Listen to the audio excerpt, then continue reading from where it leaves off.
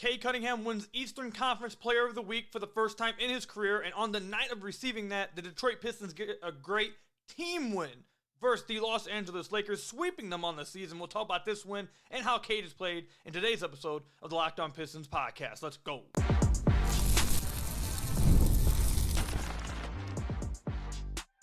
You are Locked On Pistons, your daily Detroit Pistons podcast, part of the Locked On Podcast Network, your team every day. What's the deal? Welcome back to another episode of the Locked On Pistons podcast. Per usual, I am your host, Ku Cahill. You can find me over on Twitter at Ku Cahill. I want to thank you guys for making Locked On Pistons your first listen of every single day. We are free and available on all your podcast platforms. If you haven't already, head to the YouTube channel at Locked On Pistons. Hit that subscribe button. We are now less than 900 subscribers away from 10,000 subscribers. That's our goal by the end of the year. Please, if you haven't already, head over there, hit that subscribe button. It'd be great for us. Best way to support the podcast. Also, make sure you guys head over and give us a 5-star review, or whatever podcast platform you're listening to this on. That's another great way to support the podcast. And today's episode is brought to you by FanDuel. The NFL playoffs are almost here, but it's not too late to get on the regular season action with FanDuel, because right now, new customers can finish the season strong with $250 in bonus bets if you win your first $5 bet. Visit FanDuel.com to get started today. Also, head over to LockedOnDaily.com. Type in your email, and you'll get a Locked On Pistons daily newsletter along with your Locked On Pistons daily podcast. So, I want to let you guys know real quickly, just quality of life changes for this week. The Detroit Pistons, as we've talked about, are on a West Coast road trip, which means these games will be getting played very, very late at night. So because of that, I do want to let you guys know this episode and the next episode, I believe Thursday night, right after the Pistons play their next road game, we'll probably be posting at a different time schedule, probably be more midday, because it's just going to be harder for me to stay up as late to watch the game and then get it recorded, get it edited, get it posted, and then be up for work the next day. So just a different quality of life change. Be ready for that this week. It won't be like that moving forward. It's just for the West Coast road trip. Just stay tuned for that. So that's why this episode is being posted a little bit later. But anyways, the Pistons have a great team win against the Los Angeles Lakers. They go 2-0 against the Lakers, sweep them for the first time in God knows how long. Played a really good overall team game to get this win. Also, Cade wins Eastern Conference Player of the Week. We'll talk about that a little later. And also, listen, man, I'm going to keep talking about it until something happens. Change absolutely has to happen. No matter what the goal is for this season, change has to happen. They can't keep trying out this lineup over and over. We'll talk about that later. But in this game against the Lakers, man, like I said, Cade won Eastern Conference Player of the Week of this day. The day they played the Lakers, Monday, he won that award. So I'm sure a lot of people were probably expecting him to come on in this game and play extremely well, put on a show, etc. And he actually struggled in this game shooting from the field. Shot 9 of 25 from the field. But he had 20 points. He had 10 assists, which was fine. And the Pistons won the game. But he wasn't able to get any of his threes to fall. He went 0-5 from deep in this game. And these large shot attempts is what kills his efficiency. It's not like the 9 of 19 games. It's not the 8 of 18 games. It's the 9 of 25 games. Those are the ones that are just killing his efficiency. Need to work a way around that. I know he probably feels like a lot of it has to do with his free throw attempts, but nonetheless, my point in bringing this up was the Pistons won this game not because Cade went crazy.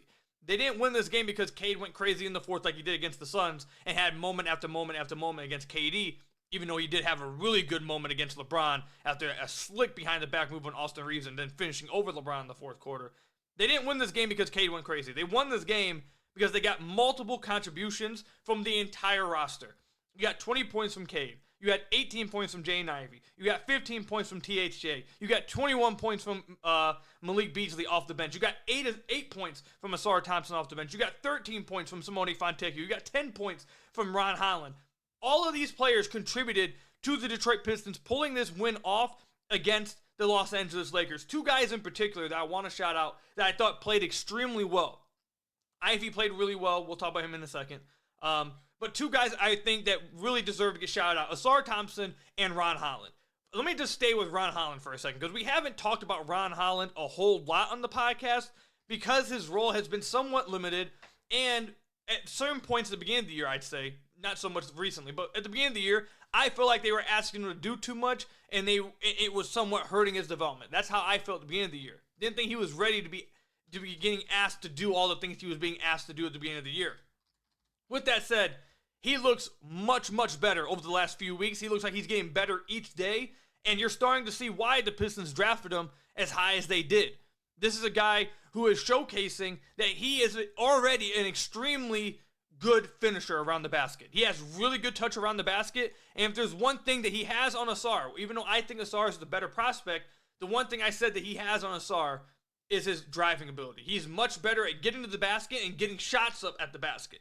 Asar is, and we'll talk about Asar in a second, Asar is a better playmaker, kicking out and finding open guys off his drives, but Ron is just way better right now as just a driver when it comes to trying to score the basketball. When he's wanting to score the basketball and get to the rim, he's a much better driver than Asar right now. He just has much better touch, and he knows how to be craftier on his drives to get himself into position to score.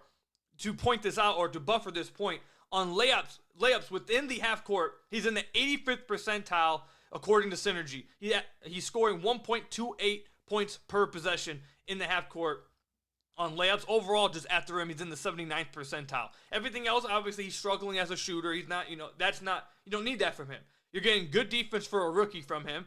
He changes games when he comes into the game with his energy and how aggressive he plays at the point of attack, which has been great for the Pistons. And he's been a tremendous finisher, and he's been fantastic for them in transition. You go to his Synergy chart, he ranks in the 88th percentile in transition. Not just as a ball handler, but also just running the floor when he's playing with Cade, when he's playing with Ivy, heck, when he's even playing with Asar and he's running the fast break. He's just doing a great job at making himself available and getting to the basket. You're seeing why the Pistons took him so high. He has things he has to work on, but the game quite literally changes almost every time he's came into the game the last 2 weeks.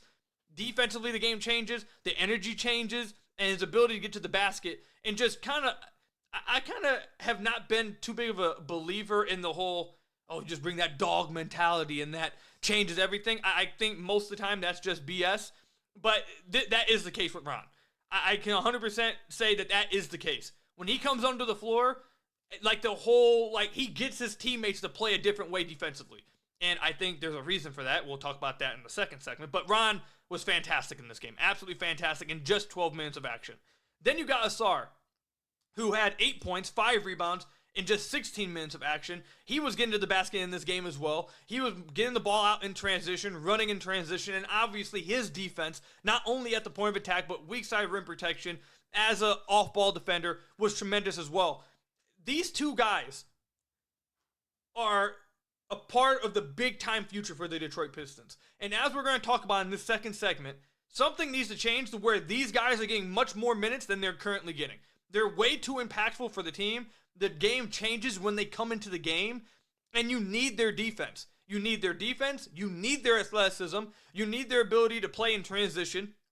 They help you on the glass. They help you with your versatility defensively. And also, if you use them a specific way in the half court offensively, they give you some unique ways to play offensively in the half court.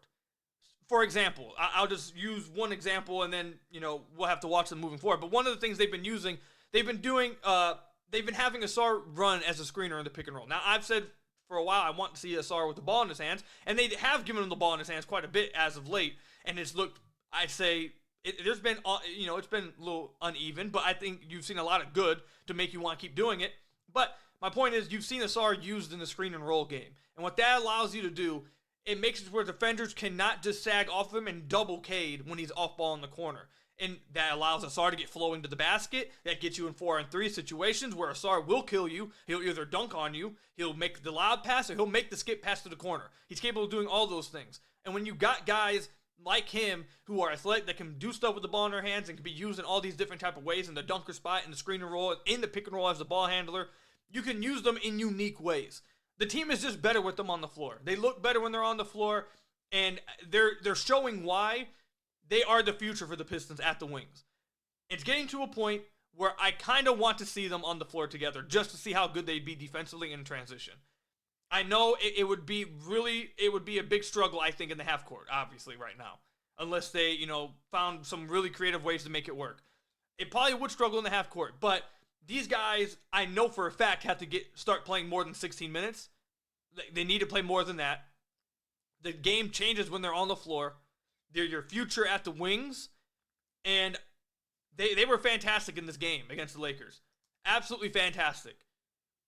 I absolutely loved what I saw from them, And at some point, you will start to see them play together, I think, at some point. And I'm really, really, really interested to see what it looks like with both of them on the floor defensively. I mean, that looks like it could be just like, you want to talk about point of attack defense, switchability, not only have point of attack defense, but then also have rim protection from the weak side. Rebounding would never be a problem. How fast you'd be able to run in transition, the amount of easy buckets you have in transition. I can't wait to see more of them. But yeah, they were fantastic in this game. Jane Ivey, I thought, played a really good game as well. Pretty efficient from the floor, 8 of 15 from the field, 18 points. I thought he played pretty well in this game as well. And then another guy that I really wanted to shout out. Obviously, Malik Beasley plays well. But Paul Reed, man, he's balling. Didn't score in this game, but 5 assists, 3 rebounds, 3 steals, 2 blocks. Really gave Anthony Davis hell when he was on the floor defensively. The game, again, changes when he's on the floor. It changes when he comes onto the floor. They look way better. So, Paul Reed, shout him out, man. Last numbers I want to throw at you guys before we move on. Paul Reed was a plus 20. Ron Holland was a plus 14. You look at the starters, Jalen Duren minus 19. Tobias Harris and THJ minus 10. So, to lead that into our next segment, the Pistons did get a good win. They are now 2-0 on the Western road trip. However, that doesn't change the fact that they need to make some kind of change to the starting lineup. They can't keep trying the starting lineup out.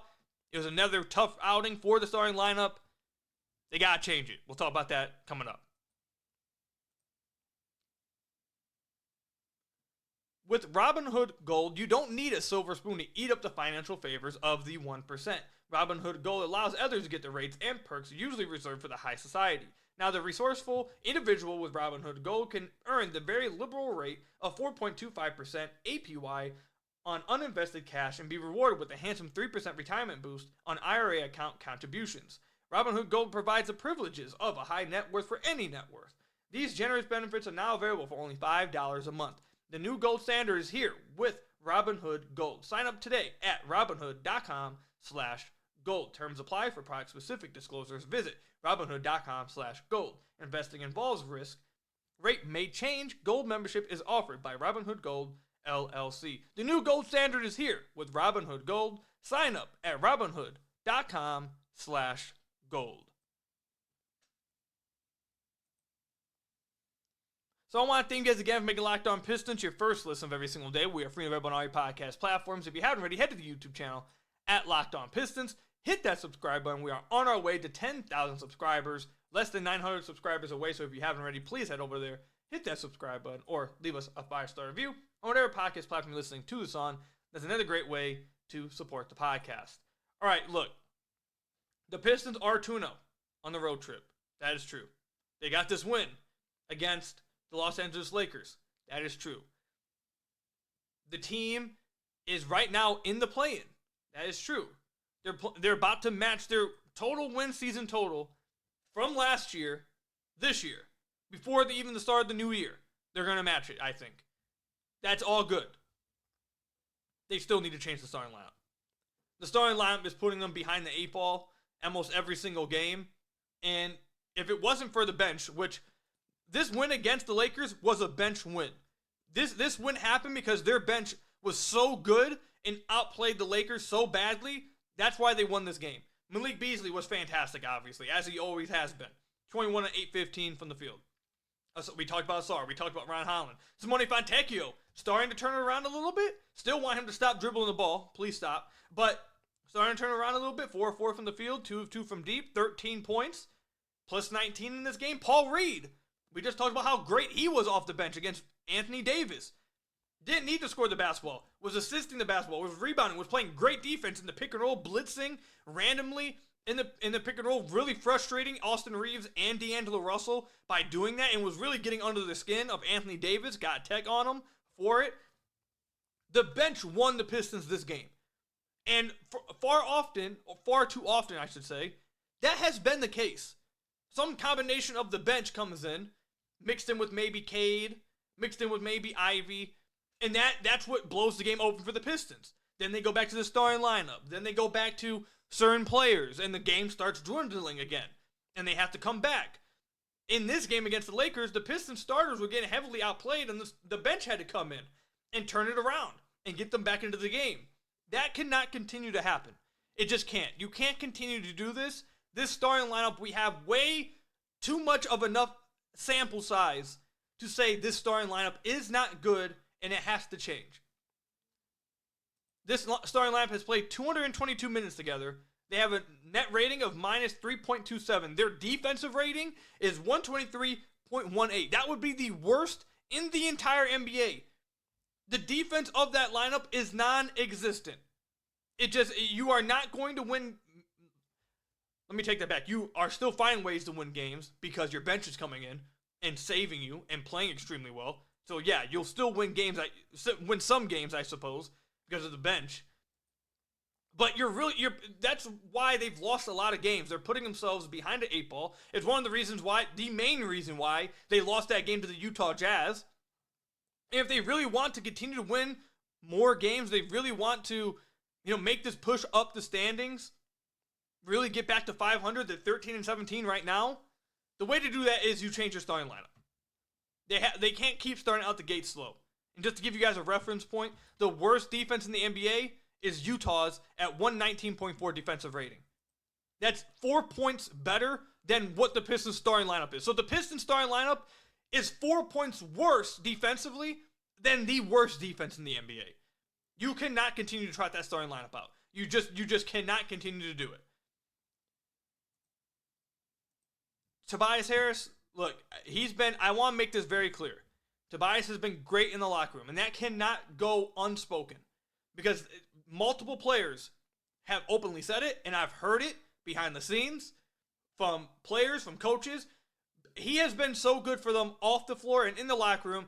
I don't know if they have this type of season if he's not here as a leader. They've needed that. They've desperately needed that. So give him credit for that. He does provide that. They've needed that for sure. 100%. Great person, great leader, great locker room guy. They've needed it, okay? From a veteran. Absolutely. Tobias has really struggled this year. He has not been the Tobias Harris that he has been over the last few years. He's had games every now and then where he flashes it, but consistently he just has not been that guy this year. He's shooting when's the last time he shot 43% from the field? Is that the worst of his career? He's shooting the worst he's ever shot from the field. He's shooting the worst he's shot from beyond the arc since 2013, his third season in the NBA, or his second season in the NBA. He's having the least amount of points that he's scored since his second season in the entire NBA. He's really struggling. So I know it's a difficult situation. I'm not sure if you can actually bring him off the bench. I don't think you could actually tell Tobias we're going to bring you off the bench. I don't think that's going to happen. I don't think you can do that. So I think Tobias is really stuck in the starting lineup for that reason, and also for the reason I've mentioned on other podcasts. You need Tobias starting because he's the only actual 4 guy on your roster. You don't want to start Asar at the 4. That's not where he's good. You don't want to start. Who else would you even start? Maybe Ron, I guess, at the 4. But those guys aren't 4 men. The only real 4 guy that they have on this team is Tobias. So he has to start at that position. But you do need him to desperately need him, my goodness, to desperately be better. You do. He's not playing well. You need him to be better. That's one. Absolutely. Number one reason. The second thing is something I've said so many times in the podcast. I'm getting tired of saying it. Your center is not good at defense in Jalen Duren. He's not good at defense. It's just, this isn't even to go after Jalen Duren, but it's just simple fact of the matter. When Paul Reed, your third center, is coming onto the floor and there's an instant change defensively, that's a problem, okay? That shouldn't be the case. That can't be the case. It's literally, a 29-point swing, 39-point swing between him and Paul Reed last night. Paul Reed was a plus 20. Jalen Duren was a minus 19. Almost completely identical flip when one of them leaves the floor and one of them comes on. So your center's not good defensively. And then to combine with your 5-man, the backbone of your defense not being good, your point of attack defense is piss poor. Just straight up. Jaden Ivey is not a point of attack defender. He's made improvements in all parts of his game. Look, this isn't hating on Ivey before everyone loses their mind. Jaden Ivey is not a good point of attack defender. He's just not. And THJ might be worse. Not might be, he probably is. THJ is not a good point of attack defender either. But with this lineup, you are having a bad backbone to your defense, and you're also having bad point of attack defense, which will lead to constant dribble penetration, constant paint touches, which then leads to constant rotation of your defense. If you are constantly allowing guys to get into the heart of your defense, that is going to force Jalen Duren to rotate over. That's going to force guys like Cade or Tobias. They have to rotate down from their guys to help out on drives. And when that happens, that's when you get driving kicks. Now you got your defense in rotations. And that's how the Pistons give up open threes nonstop. That's how they allow teams who have spacing to kill them, because they get put in rotation because they can't stop the point of attack. They give it up way too easily, whether it's in isolation, whether it's off DHOs because their guys can't get off screens, or pick and roll for the same reason because they can't navigate screens. Their point of attack defense is terrible in this lineup. It's bad. It's straight up bad. So it's the simple fix is one of Asar or Ron has to start. They just have to. One of them has to start. I think Asar is better. I would start Asar. Asar's older. He's more experienced. I think he's just better than Ron right now. I think he's better defensively. I think he gives you more as a rim protector. I think he gives you more on the glass. I think he's better with the ball in his hands as a playmaker, as a decision maker right now. That doesn't mean I don't think Ron's good. Ron's been better than I thought over the last few weeks. But I would start Asar. You just need the point of attack defense. You just desperately need it. Start Cade, Ivy, Asar, Tobias, and Duren, if that's the case. I don't think they're going to bench Duren. I don't think they're going to do that. I would probably bench Duren for either Stu or Paul Reed right now. I'm not going to lie to you. You can develop Duren off the bench. You don't have to start him to develop him. But it's clear as day right now that his defense is just not where you need it to be. It just isn't. So I would develop him off the bench. He still has potential. He's still extremely talented. Like, all that stuff is still there. You can develop him off the bench. So while Stu's out, I would start Paul Reed. And then when Stu comes back, start Stu and keep Duren off the bench and just take Paul Reed back to the backup or the third center, and he just goes out the rotation. So if it was up to me, I would start Cade, Ivy, Asar, Tobias, and Paul Reed right now. When Stu comes back, and then I'd start Stu. But at the very least, because I don't think they're going to sit Duren, at the very least, you have to bench THJ and start Asar. You just have to. You just can't. You cannot continue to do this with the starting lineup. The starting lineup is digging you a hole every game. The numbers say it. It's a large enough sample size. We are now 30 games into the season. It's a large enough sample size to say that this starting lineup is not very good. We have 222 minutes, many more possessions than that, to tell you that their defense is 4 points worse than the worst defense in the entire NBA. And such a simple fix. You need better point of attack defense. Start Asar Thompson instead of THJ. You just got to. And then in that situation, now you shouldn't be constantly starting out the gate down by 8, down by 10, when your bench comes in and have to fight from behind all the time. And then when the third quarter starts, you start behind the 8 ball again, and then you have to wait to the 4-minute mark until your bench comes in to get you back into the game, and now it's just whatever happens in the fourth happens. Like, that shouldn't be the case every single game of the season. That's how it's been mostly for the Pistons this year. So the change needs to happen. Change needs to happen. Paul Reed's been great. Asar's been great. Ron's been great. Malik's been great. I don't think they're going to start Malik. I think they want him to stay as a six-man, so that's why I didn't mention him.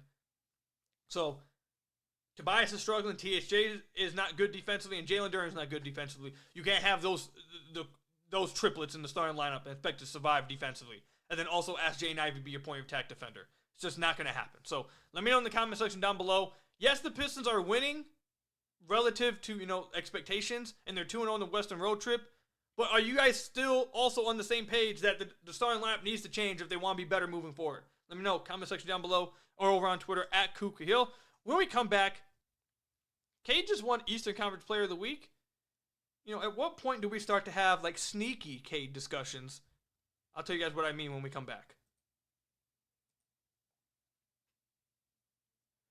The NFL playoffs are almost here, but it's not too late to get on the regular season action with FanDuel, America's #1 sportsbook, because right now new customers can finish the season strong with $250 in bonus bets if your first $5 bet wins. FanDuel has so many ways for you to pick up a W. I love betting on which players will score a touchdown, the over on games, the spread within games, the spread.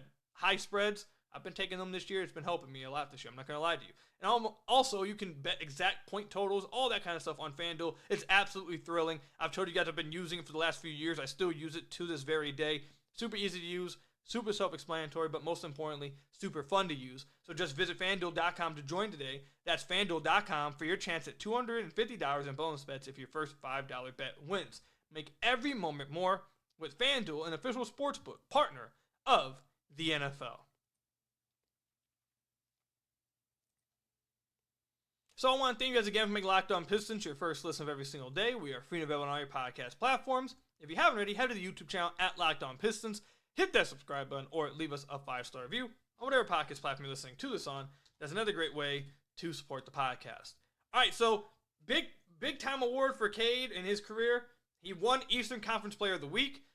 Funny enough, the Western Conference Player of the Week was Victor Wembanyama. They should have been teammates, but, you know, it is what it is. You feel me? But Cade won Eastern Conference Player of the Week. He played absolutely fantastic over the last few weeks, or over the last week, I'd say. And obviously over the last month and a half or so, he's really taken off, played extremely well. So he's being recognized, is basically my point. He got a big-time shout-out from KD.